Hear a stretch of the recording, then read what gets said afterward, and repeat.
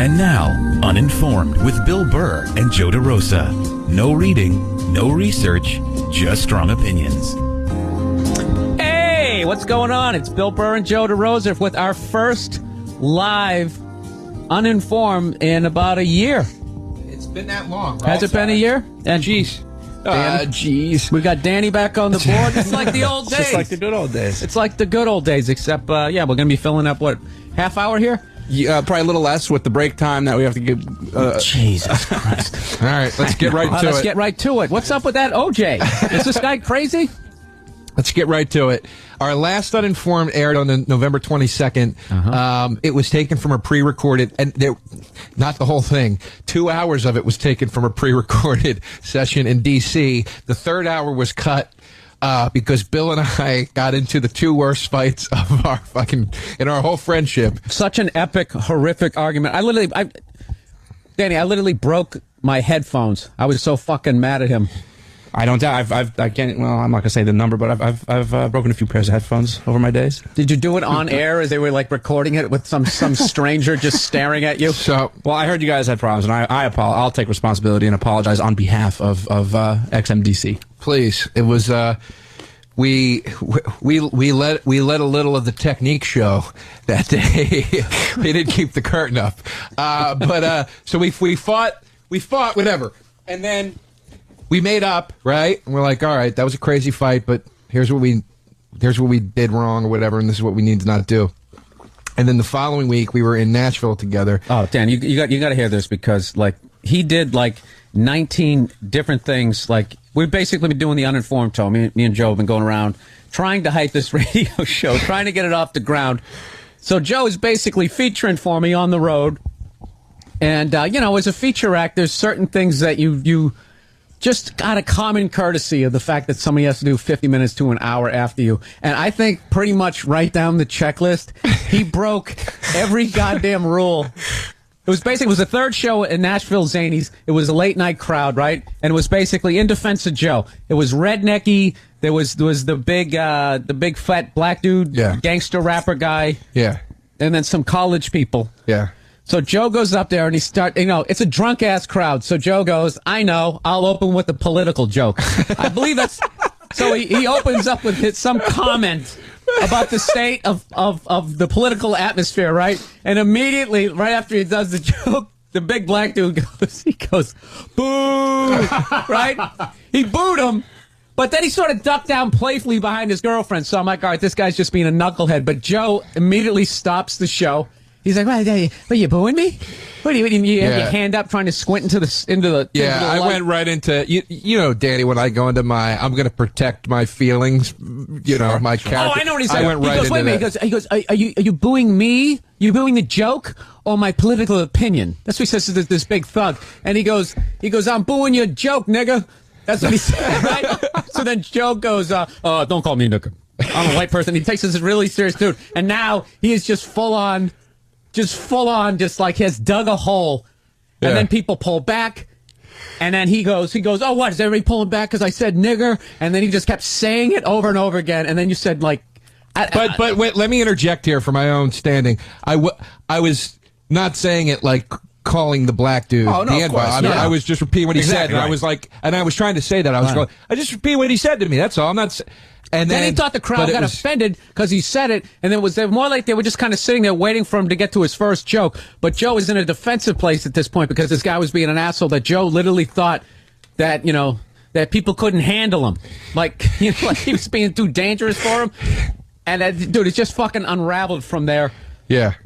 He basically ended his set talking to some woman. He goes, oh, you want to hear a joke? I'll give you a joke. And he says to somebody in the crowd, he goes, knock, knock. And she goes, who's there? And he goes, you're a cunt. Right?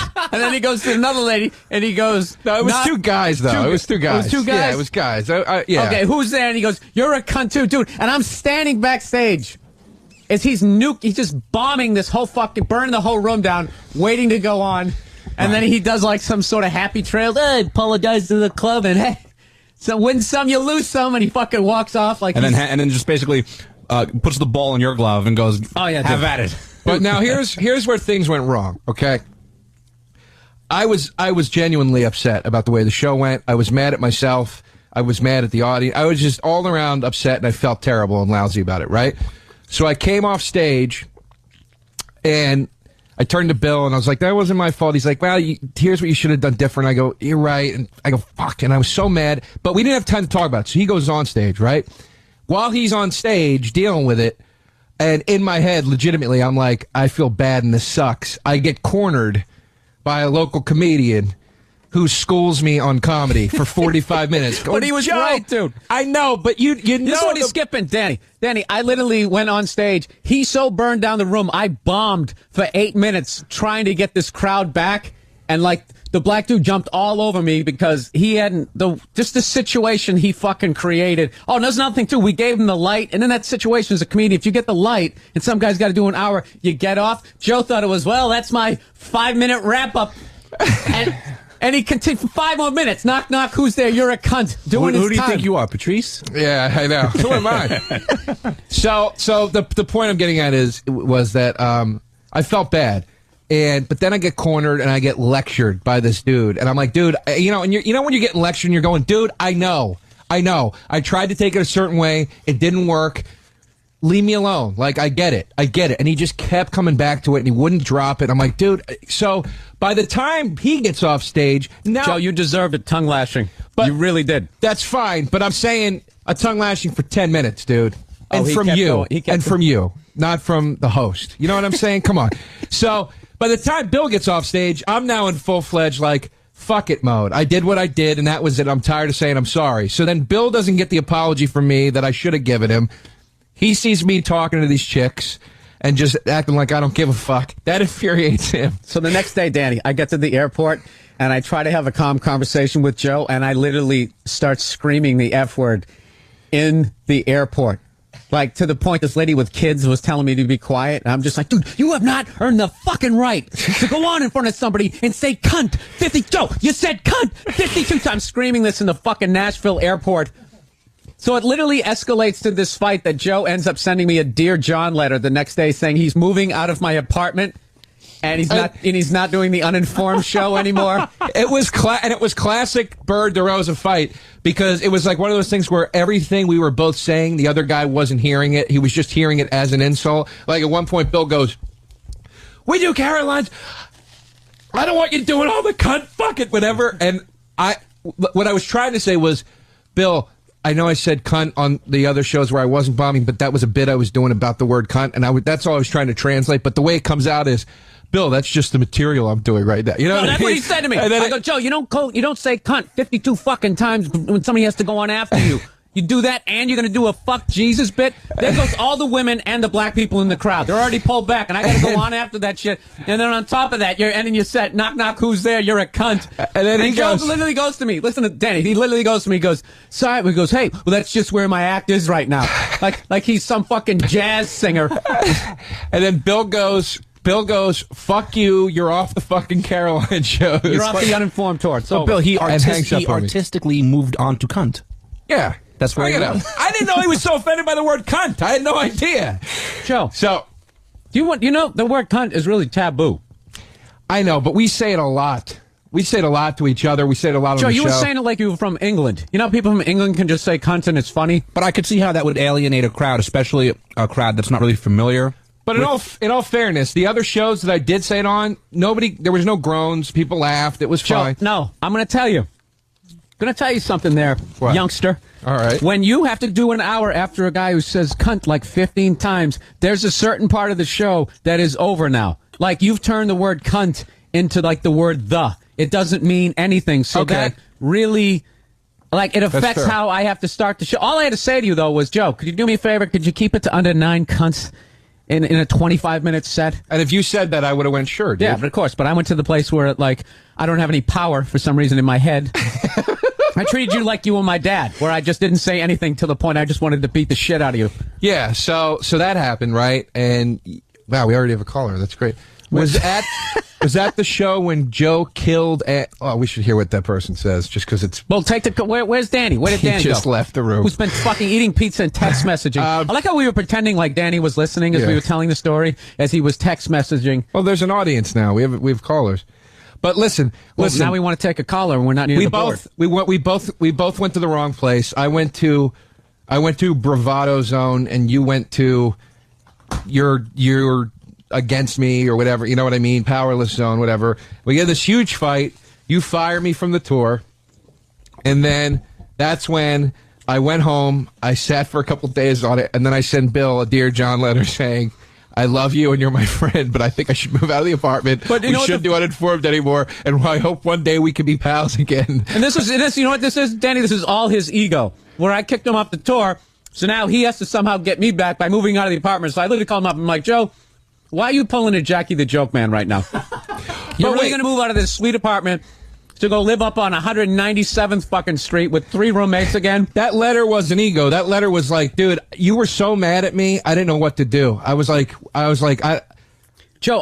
know what to do. Joe, when you said, I'm sorry, man, that's where my act is right now. When, like, he gets in his fucking, he's like a Wolverine. Like, he just will not back down on any fucking level. No, I understand it, because that's how I am too. I'm very reactionary, and like a lot of times I know what I'll do is when I'm fighting with somebody, it's like the end all be all of everything. It's like and meanwhile, I know a lot of times the other person, it's no big deal, like a day later or 2 days later. Right. But I can't let it go in the moment, and that's all I'll think about. And also, too, my saying, hey, just for material, that was after 10 minutes of you saying, fuck you, who the fuck are you, you're fucking nothing. You know, dude. I didn't say you fucking nothing. I said you haven't earned the right to do that yet, dude. But the way you were speaking to me, you gotta, come on, dude. It gets to a point where you're like. Because I felt so disrespected that you would, like, I just didn't feel like you had any concern that I had to go on. It was already a fucked up crowd. And not only that, like, I just felt you made the wrong call in the beginning. Like, I thought, hey, let's take one of these calls, man. Was this See what that Nashville guy says. The Nashville guy. Maybe he was on the... Mark in Nashville, what's up? Hey, what's up, guys? What's going on, man? I was at one of the earlier shows where Joe walks out there, and within 5 seconds, he's saying cunt to some drunk bitch in the audience. Yeah, she was a cunt. Oh, my God. So Joe just throws it all off, and poor Bill's up there. And this Nashville is the belt buckle of the Bible Belt. And Bill's up there doing his set, and the crowd is just kind of laughing. I'm up on the top row, and there's some douchebag just kind of going, oh, that's not right, the whole time. It was a shitty crowd. Yeah, you're actually, if it was the upper balcony, there was definitely not an upper balcony crowd there. But thanks for calling in, man. Thanks for coming out to the shows down there. But, but Joe, like what you're saying, hey, she was a cunt. She's being a cunt. I'm saying, like, I don't know if you're... I'm being funny right now. Oh. As far as how you came up as a stand-up comedian, was there any sort of like when I came up in Boston, like you were kind of educated as to what the etiquette, if you're the feature act, there's just certain things you didn't do. And one of them was you didn't say cunt because, usually the headliner would then become a cunt and toss you off. There was no like, hey, here's what you do, here's what you don't do. The way I was brought up through this was the headliner will make clear to you, either from himself or through the club, what his quote-unquote rules are. And whenever I worked with a headliner that didn't want certain things said, the club would come to me and say, listen, this guy, you can't say this, you can't say that. So literally, if as friends, I swear to you, dude, if you would have said to me, please don't do that, I would have went, sure, dude, no problem. I know, I know you would have. I assumed that you had that thing. But, Joe, just to tell you, though, like, in the future, if you're ever in a situation like that and a guy has to go on after you and do an hour, like, when you get the light, wrap it up and try to land the plane somewhere in the swamp. Just give me a chance to crawl out like a couple of Leonard Skinner band members. Somehow, you just fucking... That's what pissed me off was... You burned the room down, and then you walked off stage like one of those old Rat Pack things. Like the way you were talking was like you had your sport coat over your shoulder. Like, well, I guess I just didn't know what to do at that point. But that's why when I came into the green room, no, you were visibly upset. But dude, just do me a favor, and if just for other guys that you're going to work with or whatever, it's just like if you're doing that, like. You're pretty much the only one at this point. Well, if you get the light, dude, if it's going bad like that, wrap it up. Don't go to knock, knock, who's there, you're a cunt. Which, dude, is hilarious. That is fucking hilarious. If I just had to do 10 minutes after you, I wouldn't have given a shit. Like, right. But, like, I had, because I was already like, dude, it was brutal to watch because I didn't want to see him bomb, and I just kept, every time he should have zigged, he should have zagged, and it was one of those things, I lost control of it, and I didn't know what to do. And I was You're trying like fucking- desperately through some self-deprecation and some material and some antagonistic behavior to make it work. And although there were moments where the situation itself was funny, obviously it was not a good show and I wasn't happy about it. But, dude, Danny, it was one of the ugliest fights. I can imagine. It was brutal, dude. Well, Stephen S. Bayshore says, Joe, stop being a cunt, you cunt. and Josh in Philly brings up a good point because he's saying that this is kind of like what Bill did at the Virus store in Philly. Because no, and this is the thing. This is the thing about that was when I was going to get off stage, like I thought Opie and Anthony were going to be mad at me. I thought Jim, and he's right on like a certain level, but it was like one of those deals where it was like, that was a situation that was like, see, the host went up and had a good set on the night Joe had his meltdown. Joe went up, made a bad call, and then it unraveled. And like, it happens to everybody. But the Philly thing was like, the first guy out of the gate gets booed. Then a couple other guys go up, they do okay, and they're still getting booed. And then fucking Dom Irrera gets booed. And they were just animals by the time they came out there. But even then, that's a good point where I probably shouldn't have done that. So maybe that was my Bill, my and etiquette. That's a decent point that he brought that up. And I was definitely, when I thought Jim was going to be mad at me. Like I was sitting there like, what I did right there was really because it's really selfish what I did in Philly in a way where it's like, I can't get you, so I'm gonna but I was just spontaneously angry. But I definitely had that in the back of my head where I was like, dude, and to give me a little slack, it was 10,000 fucking people booing me. What am I supposed to do, dude? But understand. This was 18 people in the crowd. Exactly, and I'm sure they weren't as not letting it go as that Philly crowd was. Like they just weren't letting any, like you couldn't get in edgewise. So I guess there is kind of a difference there. But understand too, I did feel bad. I'm not saying I did, but in my head as it's happening, I'm thinking of the camp. I'm thinking of you and Bobby and Patrice and Norton and these radio shows. And it's like, these guys are being dicks to me and I'm telling them they're fucking assholes. And like, there was just no thing in my head that said, fuck this show, fuck Bill, whatever. It was just like, you know what it was, Joe? This is the deal. As a comedian, you did the right thing.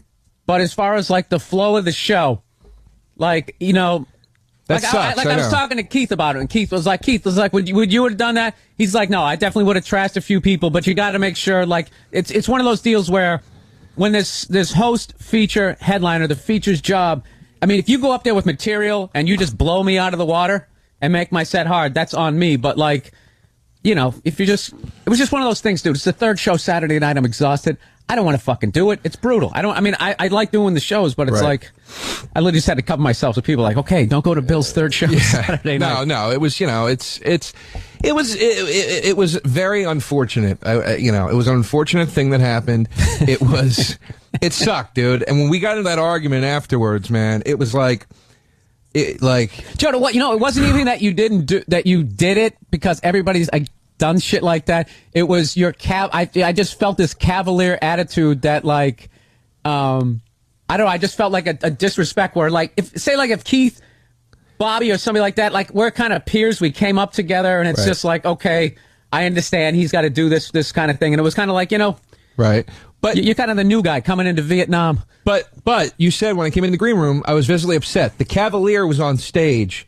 It was the Cavalier was the cold shoulder to the audience. Right. When it was me and you in the green room, I was upset and I was like, dude, this sucks. And then again, you went on. No, and I said, Joe, you handled it in. You said, that guy was a dick. We immediately just went to that. What I should have said to you, Joe, was I should have said, Joe, I'm starting to get mad here because I'm feeling like you're having a cavalier attitude, like you don't care what you just created out there. And that's another thing that was different than the Philly thing was the vibe wasn't there. You just made one little mistake. Yeah, like when you send a satellite out to Mars and if it's off by like fucking a 10th of a degree, you missed the planet by. It was like one of those sets where, I mean, dude, like I said, we've all had those things. But if you said cunt a few less times, maybe I wouldn't have been. It was just I wouldn't have been as you would have gotten the full-fledged apology had I not gotten browbeaten by the host for 45. But then also, what doesn't help matters is the owner of the club came in and I go, sorry. He goes, who gives a shit? It's fine. Who cares? And like, it was great. Don't worry. And he leaves. And then I'm like, oh, so maybe it wasn't so bad. You know what I mean? And I'm like, okay. And, you know, so it's like... No, that same person came in when they felt me out. That one? No, I mean the owner. The owner. He wasn't there that night. Yeah, what, he you mean was. The next night? No, he was there. That was Dorfman wasn't there that night. Yeah, it was the Late Show Saturday. He was there Saturday night. It was Saturday. He said to me, he goes, "You did a great job all weekend. Don't worry about that show." Oh, wait, that's right. He wasn't, because when you started it, he goes, "What is Joe doing?" I go, "He's trying to be Bill Hicks, the feature act." As you're out there, cunt. Was he upset? He told me he literally was like, "Don't." No, but this is the deal. Nothing. They were coming to me, feeling me out to see how I felt about it. That was another thing too. I felt like, what's his face, who brought in Johnny Depp. Did you kind of cover me? Thank you. I totally covered for you. Because like that other girl, other girl came in. "What the fuck is Joe doing? What's he doing?" I'm like, he's having a tough set, and then she sort of played it off. But if I wanted to be, I could have, if I... I like how, by the way, first chance to have a live show, and we're just self-indulgent, just talking to each other. No, this isn't interesting. We got one caller. What are you talking about? All right. Yeah, so anyway, all said and done, Bill called me after I wrote the breakup letter and said, "Please don't do this. Let's stay together." And we're still here together, and everything's better. That's not what I said. I know. I opened it. Yeah, that's not what you said. Why are you being Jackie the Joke Man right now? Dude, Bill, I swear to you, dude, that was not a fuck you move. That was like, I have pissed this guy off in a way, and he is so mad at me, and I don't know how we got into this position, but we're here. And all right. You want to talk about getting into a position? Can we please talk about how OJ's going to go to jail, man? I mean, I just fucking... How do you fuck that up, dude? I don't understand how you can beat a double murder, but you steal somebody's sport coat, and you're fucking going to jail for like 9 years. You stole a sport coat? Somebody had one of his jerseys, and he broke into their Super 8 fucking hotel room. I thought that's what it was, his jersey. I thought it was like a statue. No, I don't know what happened. Every time I was going to jail, the fucking guy, not just a murder, double murder. That's a classic. A double fucking murder. That's a classic case of karma. Something in the universe was like, yeah, you got away with the murder, but here you go. Well, I mean, also, I think there's a lot of white people in enforcement want to fucking get him, too. By the way, that's how so you get know caught that. again. Not saying that's right or wrong, but what I'm saying is that fucking guy, you got to know that's coming down. What the fuck are you thinking? Maybe he's thinking, hey, I got away with a double murder. What is this? That's how you get caught again. It's grand larceny? This is no biggie. That's what I'm saying. It's the arrogance of I got away with it. Fuck it. Do you think plug. Oh, what are we doing? Oh, 1 minute. This is it for the show? Yeah. Yeah, we're out of time. Jesus I know, Christ. it flies by. It always All right, does. real quickly, I'm going to be at Caroline's tonight with Joe DeRosa doing the rest of the last dates on the Uninformed tour until we have some more markets coming up. And I'll be at the Wilbur Theater in Boston, Massachusetts, February 6th, and Chicopee, February 7th. All right, February 6th, my half-hour Comedy Central Presents special airs at 10:30 p.m. Nice. And please go to myspace.com/Joe DeRosa to see other gigs in your area. Okay, thank you for listening.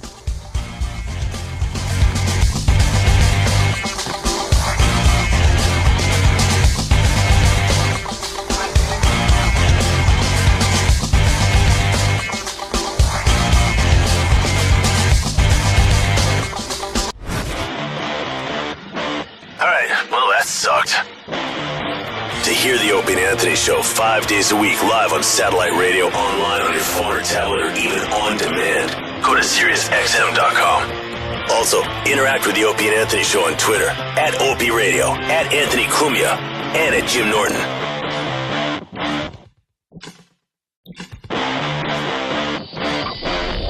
We fought, whatever. And then we made up, right? And we're like, all right, that was a crazy fight, but here's what we did wrong or whatever, and this is what we need to not do. And then the following week, we were in Nashville together. Oh, Dan, you got to hear this, because like he did like 19 different things. Like we've basically been doing the Uninformed show. Me and Joe have been going around trying to hype this radio show, trying to get it off the ground. So Joe is basically featuring for me on the road. And, as a feature act, there's certain things that you just got a common courtesy of the fact that somebody has to do 50 minutes to an hour after you. And I think pretty much right down the checklist, he broke every goddamn rule. It was the third show in Nashville Zanies. It was a late night crowd, right? And it was basically in defense of Joe. It was rednecky. There was the big fat black dude, gangster rapper guy. Yeah. And then some college people. Yeah. So Joe goes up there and it's a drunk ass crowd. So Joe goes, Danny, I literally broke my headphones. I was so fucking mad at him. I don't doubt. I can't. Well, I'm not gonna say the number, but I've broken a few pairs of headphones over my days. Did you do it on air as they were like recording it with some stranger just staring at you? So, well, I heard you guys had problems, and I'll take responsibility and apologize on behalf of XMDC. Please, it was we let a little of the technique show that day. We didn't keep the curtain up, so That's with the break time that we have to give. Jesus Christ! All right, let's get right to it. Let's get right to it. What's up with that OJ? Is this guy crazy? Let's get right to it.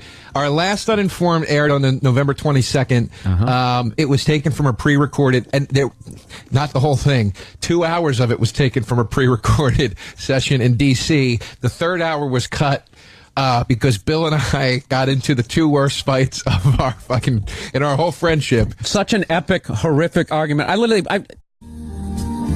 And now, Uninformed with Bill Burr and Joe DeRosa. No reading, no research, just strong opinions. Hey, what's going on? It's Bill Burr and Joe DeRosa with our first live Uninformed in about a year. It's been that long, right? Has it been a year? And Jeez. we got Danny back on the board. It's like the old days. Just like the good old days. It's like the good old days, except, we're going to be filling up, half hour here? Yeah, probably a little.